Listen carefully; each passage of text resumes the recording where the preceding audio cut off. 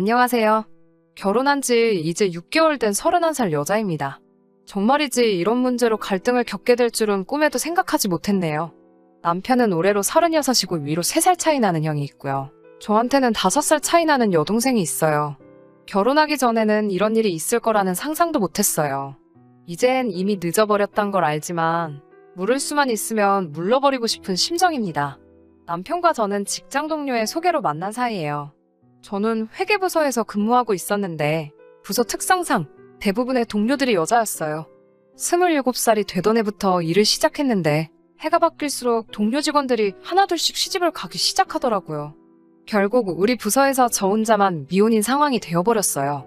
어느 날 직장에서 친하게 지내던 언니가 저한테 남자를 한 명 소개시켜준다 하더라고요.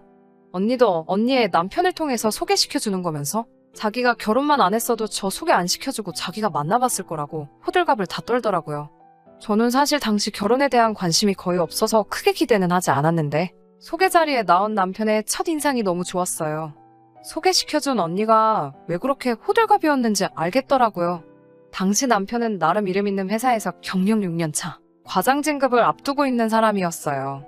제가 다니던 회사도 남편 회사 못지않게 유명한 회사였기 때문에 조건에서 서로 모자란 것이 없어서 그랬는지 본격적으로 연애를 시작한 지 얼마 뒤 남편은 저에게 청혼을 해왔어요.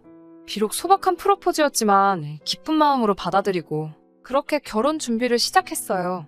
그런데 생각지도 못한 일이 제 마음을 무겁게 하더라고요. 말씀드렸다시피 남편에게는 형이 한 명 있어요. 저는 사실 아주버님이 처음부터 마음에 들지 않았어요. 두 사람이 진짜 형제가 맞나 싶을 정도로 달랐거든요.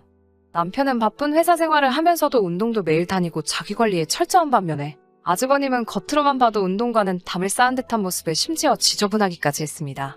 제가 예민한 걸 수도 있지만 그래도 동생과 결혼할 사람을 처음 만나는 자리인데 씻지도 않았는지 머리에는 기름이 잔뜩 껴있는 데다가 수염은 덥수룩한 채 무릎이 다 늘어난 추리닝 바지를 입고 나왔어요.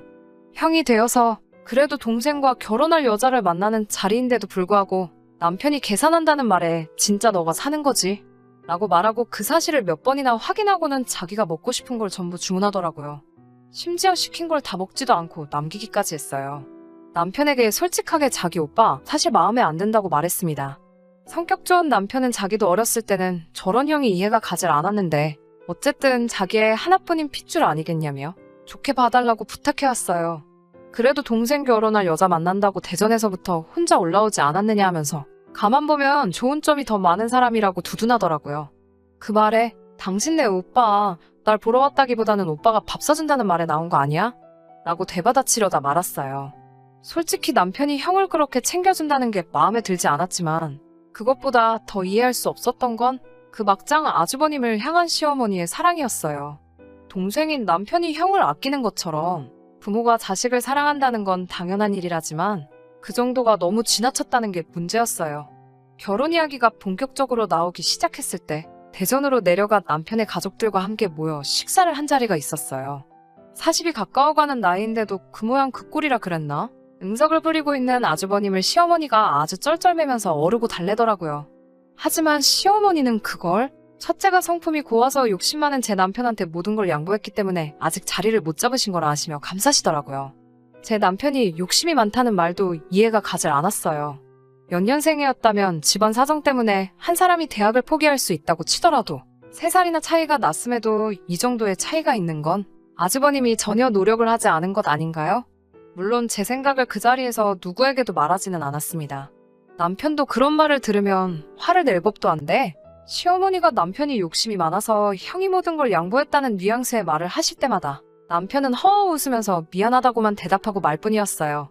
자리가 끝나면서 시어머니는 저한테 장남이 먼저 장가를 가는 게 맞는데 또 제 남편이 욕심을 부려서 결혼을 먼저 하게 되었다고 하시면서 저에게 주변에 괜찮은 여자가 있으면 소개 좀 시켜달라고 하더라고요.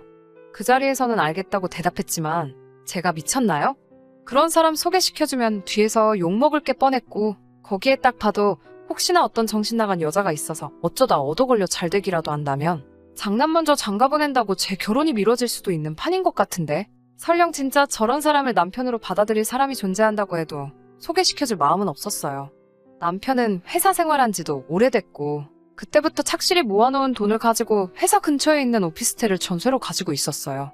저도 저금이 상당하기는 했지만 장남 노릇을 하고 있는 남편이 시가에 어느 정도 생활비를 보탰기 때문에 전세금을 빼고 두 사람의 돈을 합치더라도 서울에 아파트 구하기는 택도 없어 보였습니다. 시가의 생활비를 보내는 게 마음에 걸리긴 했지만 남편이 버는 돈이고 저와 결혼하면서 하던 걸 멈추라고 할 수도 없는 노릇이라 각자의 월급에서 150씩은 각자 자유롭게 관여하지 않고 쓸 수 있도록 하고 나머지 금액은 대출금 및 생활비나 공동으로 나가는 통장을 따로 만들어 관리하기로 했어요. 신혼집은 출퇴근 거리가 멀어지기는 하겠지만 서울을 조금 벗어나더라도 대중교통이 잘 되어 있는 곳을 알아보고 있었습니다. 그런데 어느 날 시어머니한테 연락이 왔어요. 아파트를 서울이 아닌 곳에 알아보고 있다는 소식을 듣고 전화했다고 하셨고 목소리는 조금 격앙되어 계신 것 같았습니다. 시어머니는 무리를 해서라도 서울에다가 집을 얻으라고 하시더라고요. 여차저차해서 서울에 무리해서 집을 구하려고 하면 대출을 그만큼 더 끼게 된다고. 그렇게 되면 저희들 저금에 이것저것 다 계산해보면 시댁에 드리는 생활비도 못 드릴 수도 있다고 말씀드렸어요. 그 말에 시어머니는 되보네? 그렇지. 생활비는 줄이면 안 되지. 라고 말하시면서 그러면 좀 더 머리를 써서 서울에 집을 구할 방법을 알아보라고 하시더군요. 너나 우리 아들이나 둘 다 똑똑하고 배운 사람들 아니냐면서요.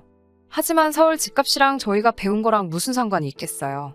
그래서 서울에 꼭 집을 구해야만 하는 이유가 따로 있으신 거냐고 물어봤어요. 시어머니는 그 말에 이제 첫째도 자리 잡고 장가를 가려면 아무래도 대전보다는 서울에서 지내는 게 맞지 않겠냐고 하시더라고요.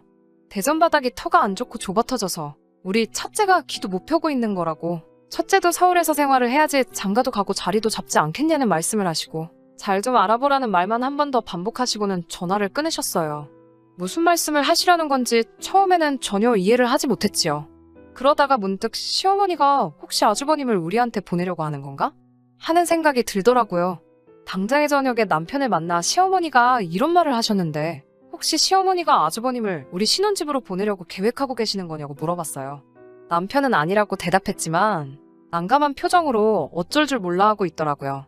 원체 거짓말도 잘 못하는 사람인지라 제게 뭔가를 숨기고 있다는 게 전부 표가 났어요. 당연히 저는 그 자리에서 뒤집어졌죠. 무슨 결혼도 하기도 전에 시부모 봉양하는 것도 아니고 40살 다 돼가는 아주버님 뒷바라지 하면서 살 일이 있냐고요. 미리 말 못해서 미안하다는 남편의 말에 이게 미안하다고 넘어갈 일이냐고 악을 바락바락 질렀습니다. 결국에는 저를 설득시키지 못한 남편은 제 편을 들어줬어요. 반쪽짜리 해결이긴 했지만 말이죠. 아주버님은 남편의 전셋집에서 혼자 살기로 했고 저희는 제가 알아본 대로 경기권으로 서울에서 조금 멀리 신혼집을 차리게 되었어요. 그 과정에서 대출을 엄청 많이 받아야 했지만 그건 아주버님을 독립시켜준 만큼 시가에 보내는 생활비에서 줄이기로 했고 아주버님도 남편 전셋집에서 사는 건 딱 1년만 시간을 주기로 했어요. 1년이 지나면 전세금은 가차없이 빼기로 했고 경우에 따라서는 대출이자의 일부를 아주버님이 내는 조건이었어요. 꽤나 손해보는 것 하나 없이 둥글둥글하게 넘어간 것 같지만 사실 그렇지 않았어요. 시어머니가 아주버님을 보통 아끼시는 게 아니잖아요. 그 와중에 제가 아주버님 앞길을 막고 형제의 우애를 파괴하는 아주 나쁜 여자가 되어버렸죠. 하지만 저는 상관없었어요. 시간은 대전이라 거리가 있는 편이고 정 뭐하면 안 보고 살겠다는 생각도 하고 있었고 절충해서 해결하기는 했지만 남편도 무조건 시댁에 얽매여 사는 사람처럼 보이진 않았기 때문이에요. 그렇게 아주버님과 시어머니를 제외한 모든 사람의 축복 속에서 저희는 결혼식을 올렸어요. 안 보고 살면 별일 없을 거라 생각한 게 저의 불찰이었어요. 제가 너무 쉽게 생각했었나 봐요. 얼마 전 일이에요. 유학가 있던 제 친여동생이 졸업을 하고 한국으로 돌아왔어요. 직장까지 그쪽에서 잡고 싶어 했는데 세계적으로 시국이 이렇다 보니 취직시장도 열리지 않아서 결국 귀국하게 되었네요. 한국에서 직장을 알아보며 자리를 잡기 위해 돌아오자마자부터 열심히였죠. 동시에 여러 군데서 면접을 봐야 했어서 서울에 올라오면 짧게는 이틀에서 길게는 일주일 정도를 저희 신혼집에서 지내다가 내려갔어요. 그날도 면접이 끝나고 금요일 저녁에 버스 타고 내려가 보겠다고 하는 걸 남편이 밤이 늦었으니 하루 더 있다가 가라고 차로 친정까지는 데려다주지는 못해도 점심 같이 먹고 터미널까지 태워주겠다고 말했어요. 신혼집에 처가해서 손님 와 있는 것도 번거로울 텐데 그런 것까지 세세하게 신경 써주니 괜히 더 고맙더라고요. 다음날 점심쯤에 모여서 나가려고 하는데 시어머니가 예고도 없이 대전에서 올라오셔서 저희 신혼집 문을 두들기시더군요. 예고 없는 방문에 깜짝 놀라서 문을 열어드렸지요. 시어머니는 제 여동생을 위아래로 훑어보더니 얘는 누구니? 라고 물어보시더라고요. 시어머니께 제 여동생이고 유학가 있다가 졸업하고 얼마 전에 돌아왔다고 설명해드렸습니다. 저한테 평소에도 불만을 가지고 계신 건 아셨지만 처음 보는 제 여동생 앞에서 대뜸 저에게 잔소리를 퍼부으시더라고요. 네 여동생은 이렇게 챙기면서 지금 네 아주버님이 어떤 상태인지는 아냐면서 저보고 아주 이기적이고 독하다고, 지네 가족만 챙겨서 집에서 재우고 아주버님하고는 같이 못 산다고 하는 게 아주 이중인격이라고 뭐라고 하셨어요. 실제로 여동생이 신혼집에서 얼마나 짧게 있었던 간에 주기적으로 머물다가 가는 건 사실이었기 때문에 시어머니 말이 틀린 부분이 없지만은 않아서 아무 말도 못하고 있었어요. 남편은 시어머니 말에 형한테 무슨 일이 생겼냐고 걱정하듯이 물어봤고, 여동생과 점심 먹으러 가기로 한 건 어쩔 수 없어서 상황 봐서 터미널에다가 내려만 주기라도 하려고 제 여동생과 시어머니를 함께 태우고 아주버님네로 향했어요. 그런데 아주버님네로 향하는 차 안에서 뭔가 이상하다는 생각이 들더라고요. 아주버님 신변에 무슨 일이 생기면 우리 집에 와서 뭐라고 하실 게 아니라 그쪽에 먼저 가 계시고 우리를 전화로 부르는 게 맞지 않았었나 싶더라고요. 머지않아 아주버님이 살고 있던 오피스텔에 도착했을 때 제 예상이 적중했다는 걸 깨달았습니다. 아주 처음 만났을 때랑 똑같이 무릎이 다 늘어난 추리닝 차림으로 밖으로 기어나오더라고요. 아주버님은 차 뒷자리에 앉은 시어머니 옆에 탔고, 타자마자 시어머니는 아주버님에게 아주 얼굴이 반쪽이 됐다면서 연신 우리 아들을 부르며 아주버님 얼굴을 무슨 떡 주무르듯이 만지더라고요. 남편이 무슨 큰일이 생겼다고 들었는데 괜찮은 거냐고 물어봤는데 아주버님은 무슨 소린가 못 알아듣겠다는 듯이 고개를 갸우뚱했어요. 시어머니가 대신 대답을 했죠. 너만 잘 살면 되는 거냐면서 가까이 사는 가족이 어찌 남보다도 못하냐고 화를 내시더군요. 너네 형은 라면만 먹으면서 하루를 버티는데 연락 한 번 안 하고 지내고 니들이 진짜 형제가 맞냐고 한마디 하시더라고요. 아주버님이 시어머님께 먹을 게 없다고 투정이라도 한 것 같은데 시어머니는 그 말에 아주버님이 아주 굶고 있는 줄 알고 그 길로 대전에서 저희 신혼집까지 올라오신 거고요. 올라오신 이유는 아주버님 걱정이 아니라 그걸 핑계로 저희한테 잔소리를 하시려는 거였고요. 그 일만 생각해도 짜증이 나서 머리가 터져버릴 것 같은데 진짜 문제는 그 이후부터였어요. 차를 타고 식당으로 가는 길에도 식당에서 식사를 하면서도 거슬릴 정도로 아주버님이 제 여동생에게 이것저것 질문을 하더라고요. 그런데 아주버님이 제 여동생을 대하는 말투가 여태 저에게는 한 번도 보여준 적 없는 상냥한 말투였어요. 그래도 설마 했는데 그날 저녁에 아주버님한테 재수씨 잘 들어갔어? 하고 문자가 한 통 왔어요. 안부 연락이라고는 결혼 준비하면서 신혼살림 차린 여지껏 내내 한번 해온 적 없는 사람이 뜬금없이 연락을 해오니 기분이 나빠서 일부러 씹고 대답을 안 했어요. 그러고 있으니 한참 있다가 몸이 달았는지 사돈 처녀는 잘 들어갔는지 궁금해서 연락을 했다고 하더라고요. 그 말에 기분이 나빠서 대번에 남편을 불러서 문자를 보여주며 당신네 오빠 미친 거 아니냐고, 이거 지금 내 여동생한테 작업 거는 거 아니냐고 기분 나쁘다는 식으로 한마디 했어요. 항상 제 입장에서 생각해주고 제 편이 되어주는 남편이었지만 이번만큼은 저의 기우라고, 아무리 자기네 형이 변변찮은 사람이지만 그래도 경우는 있는 사람이라고 그것만큼은 절대 아닐 거라고 자기 형의 편을 들어주고 거기에 또 저한테는 말이 너무 심했다는 식으로 이야기하더라고요. 아주 미치고 팔짝 뛰겠습니다. 이제 26 먹은 대학교 갓 졸업한 여동생이라서 그런지 더 걱정도 돼요. 두 사람이 뭐 어떻게 잘 될 거라고 생각하지는 않지만 이번에는 남편도 저를 도와줄 생각이 없어 보여서요. 그냥 아주버님한테 그만하라고 한마디만 해주면 될걸. 끝까지 아니라고 형을 믿어달라고 하는데 저도 더 이야기하고 싶지 않아서 혼자 전전긍긍하다가 이렇게 사연 보내봅니다. 시어머니가 유난스러운 건 둘째 치더라도 진짜 괜히 결혼했나 싶을 정도로 정신적으로 스트레스 받고 힘이 드네요. 여러분 생각에도 남편 말처럼 제가 너무 깊게 생각하는 걸까요? 도무지 어떻게 해야 할지 모르겠습니다. 오랜만이에요. 얼마 전 사연 보냈던 쓰니입니다. 후기 같이 한번 보내드립니다. 제가 첫 사연 보낸 지도 벌써 2달이 넘어가네요. 그간 아주 크고 작은 사건들이 많았어요. 일단 아주버님이 제 동생한테 관심이 있는 건 제 예상이 맞았어요. 정말 어떻게 알았는지 제 여동생한테 언제부터인가 개인적으로 연락을 했다고 하더라고요. 다가오는 제 생일날 깜짝 파티를 해주고 싶다는 식으로 아무것도 모르는 제 여동생을 꿰어내서 밖에서 처음 만남을 가졌었나 봐요. 여동생은 아무래도 상대가 제 아주버님이다 보니 싫다고도 내색도 못하고 그렇게 몇 번을 밖에서 만났나 봐요. 불편함을 견디다 못해 저한테 도와달라고 연락을 해왔어요. 다행히도 무슨 일을 당한 건 아니고 맨날 틈날 때마다 카톡 보내고 밖에서 만나자고 하고 아주 죽겠다고 했어요. 남편한테 당장에 이 사실을 말했죠. 아니라고 잡아떼던 남편도 여동생이 그렇게 말하니 얼굴색이 바뀌더라고요. 그렇게 아끼던 형이었는데 대번에 욕을 하면서 이 자식을 가만두지를 않겠다고 길길이 날뛰며 그 길로 곧바로 저와 함께 아주버님이 사는 집으로 향했어요. 아주버님은 나와보라는 전화를 받고 심상치 않은 분위기를 눈치챈 건지 밖에 나올 생각을 안 하더라고요. 그래서 신랑하고 집 안으로 문 닫고 들어갔어요. 바보같이 비밀번호도 안 바꾸고 그냥 살고 있더군요. 문을 열었더니 온 집안에 악취가 진동을 하고 있고 아주 난장판이 되어 있었어요. 남편이 혼자 살 적에는 정말 필요한 것만 있고 항상 남편 스킨향기랑 샤워실 냄새가 섞여서 좋은 냄새가 나고 깔끔하게 정리되어 있는 방이었는데 지금은 바닥에 쓰레기가 널브러져 있고 벽지는 그 위에 라면을 쏟은 건지 얼룩덜룩하고 아주 집 상태가 말이 아니었어요. 저희를 보자마자 어떻게 들어왔냐고 이거 지금 무단 침입이라고 경찰을 부르겠다 으름장이더라고요. 신랑이 아직 전셋집 자기 이름으로 되어 있는 거 모르냐고 말하고 집은 또 왜 이렇게 개꼬라지를 만들어놨냐고 한마디를 했어요. 전세금 뺄 때 원상복귀를 해놔야 하는데 아직 직장도 못 구한 사람이 무슨 돈으로 물어줄 거냐고 다그쳤어요. 아주버님이 남편한테 대놓고 야 이 멍청아라고 부르고서 너가 아직 세상 물정을 모른다고 하더라고요. 이런 경우는 거의 민사로 진행이 돼서 소송비 부담 때문에 보통 집주인이 자기 돈 주고 고친다고 하더라고요. 그 말을 듣자마자 남편이 아주버님 얼굴을 한 대 올려붙였어요. 동생한테 한 대 맞은 아주버님이 많이 놀란 듯 보였지만 오히려 그 자리에서 제가 더 놀랐어요. 남편이 그 정도까지 할 거라고는 저도 상상도 못했거든요. 아무 말도 못하는 아주버님을 앞에다 두고 남편이 적당히 형님 대접해주면 모범은 못 돼도 도움은 되려고라도 해야지 아주 나를 이혼당하게 하려고 작정을 한 거냐고 소리치더군요.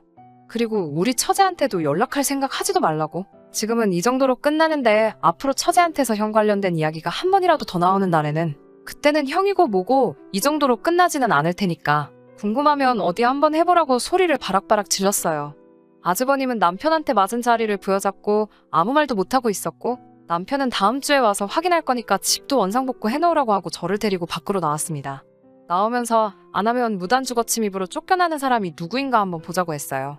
정말 단 한 번도 보지 못한 남편의 모습에 놀라기도 했지만 무엇보다 찍소리도 못하는 아주버님 꼬라지를 보니 아주 속이 후련하더라고요. 건물에서 나와서 아직 차 시동도 걸지도 않았는데 그새 시어머니한테 일러 바쳤는지 곧바로 전화가 오더라고요. 얼마나 목소리가 크신지 전화기 너머로 소리가 저에게 들릴 정도로 언성을 높이셨어요. 대충 듣자 하니 시어머니는 제 탓부터 하고 있더군요. 결혼 전에는 싸움 한 번 하지 않던 왜 좋은 두 형제를 제가 다 갈라놨다며 아주 마귀 같은 걸 집에 들였다고 소리를 지르셨어요. 남편이 어머님한테 형이 무슨 짓을 했는지나 알고 계시냐고 이제 막 대학교 졸업한 여자인 걸 떠나서 지 친동생 마누라의 여동생한테 찝쩍대는 게 말이나 되냐고 따졌죠. 시어머니는 그게 뭐가 어떠냐면서 요즘 겹사돈이 문제될 게 어딨냐면서 오히려 그 사실을 제 여동생 탓을 하며 폭언을 하셨어요. 유학 다녀와서 여기저기 아무렇게나 굴러먹던 애라서 저의 사주로 둘 사이를 갈라놓으려 아주버님한테 먼저 꼬리를 친 게 분명하다는 식으로 말을 하더군요. 남편이 그 말에 아주 엄마도 제정신이 아니라고 말하면서 정상적인 사람이면 그딴 자식한테 꼬리칠 여자가 세상 천지에 어디 있겠냐고 나이 40 처먹고 집도 절도 직장도 없이 동생 살던 집에 얹혀 사는 게 가축이지 사람이냐고 그딴 식으로 형편만 들 거면 평생 엄마가 끼고 살라고 자기와는 이제 연 끊고 살자고 딱 말하고 전화를 끊어버리더라고요. 그 다음 주에 집 정리를 해놨나 보러 갔더니 집은 치워놓지 않고 아주버님은 짐 싸서 시가로 내뺀 것 같아요. 저희 돈을 들여서라도 집은 수리해놓고 전세금을 빼서 대출금을 갚으려고 합니다. 남편과는 앞으로 시댁에서 진심으로 사과하는 그날까지 아무런 교류 없이 남으로 지내겠다고 이야기했어요. 그 후에 따로 연락은 없었는데 시어머니한테서 남편이 보통 용돈을 붙이는 5일에 전화를 한 통 하시더라고요. 아마도 생활비를 왜 안 보내주냐 물어보려 하신 전화 같아서 제가 그냥 받지 말라고 했어요. 제 예상이 틀린 적이 없으니 남편도 이제는 제 예상을 무조건 믿어주더라고요. 이제 남편과 저 단둘이 행복하게 지내게 될 결혼 생활이 기대가 돼요. 후기까지 읽느라 길었을 텐데 끝까지 들어주셔서 너무 감사합니다.